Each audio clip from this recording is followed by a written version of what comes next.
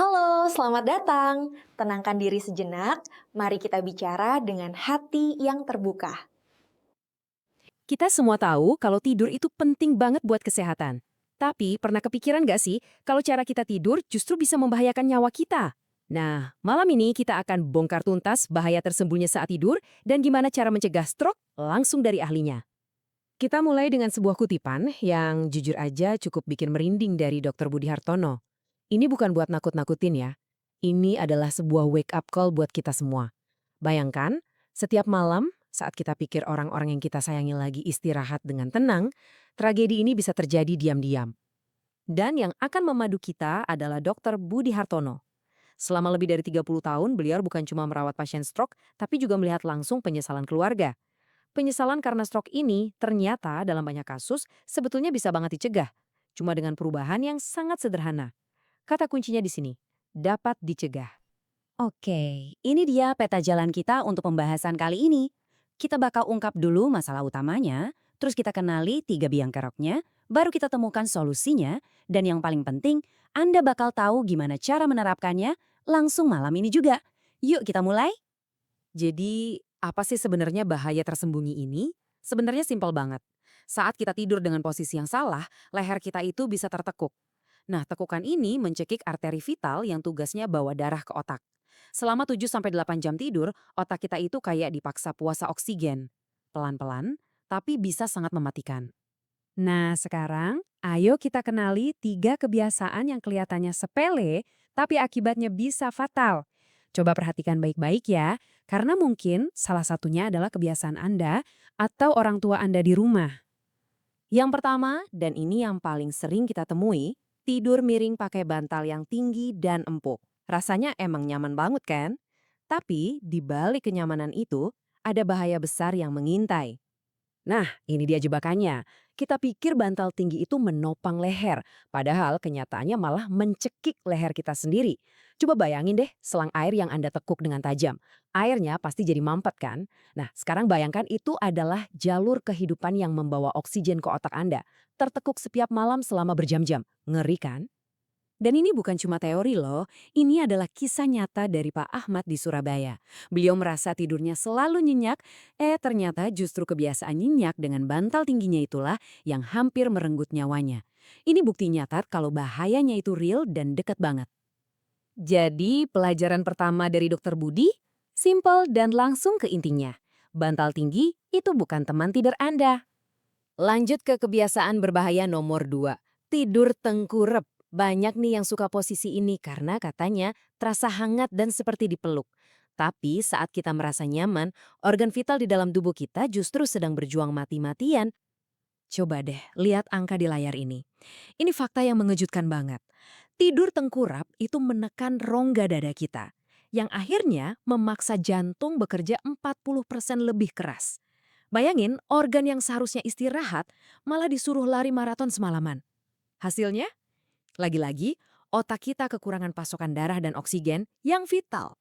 Persis seperti yang dialami Ibu Sari dari Bandung. Beliau ini sering banget merasa capek dan cemas karena jantungnya sering berdebar-debar. Setelah diperiksa, ternyata masalahnya bukan pada makanan atau minumannya, tapi pada cara tidurnya. Jantungnya kelelahan karena dipaksa kerja rodi setiap malam. Yuk, kita tanamkan dalam pikiran kita pesan kedua yang sangat kuat ini. Tidur tengkurap, jantung tersiksa. Dan yang ketiga, nah ini yang paling licik karena sering banget kita nggak sadar melakukannya, yaitu tidur dengan kepala menoleh ke satu sisi dalam waktu yang lama. Biasanya sih pemicunya sepele, misalnya karena kita menghindari dinginnya AC atau hembusan kipas angin. Kisah Pak Bambang dari Semarang ini jadi peringatan keras buat kita semua. Cuma demi menghindari angin AC, tanpa sadar beliau mengunci posisi lehernya setiap malam. Setelah bertahun-tahun, dampaknya baru muncul. Sarafnya terjepit parah, tangannya jadi gemetar permanen. Kerusakan yang terjadi itu perlahan tapi pasti. Nah, makanya kalau Anda sering bangun tidur dengan leher kaku, jangan pernah dianggap remeh. Itu bukan sekedar salah bantal biasa. Itu adalah alarm dari tubuh Anda.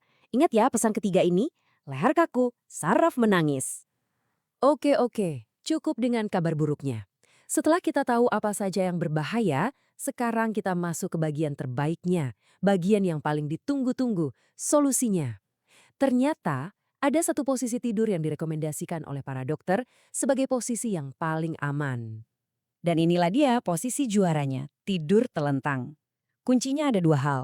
Pertama, punggung lurus menempel di kasur. Kedua, gunakan bantal yang rendah, cukup sekitar 10-15 cm saja.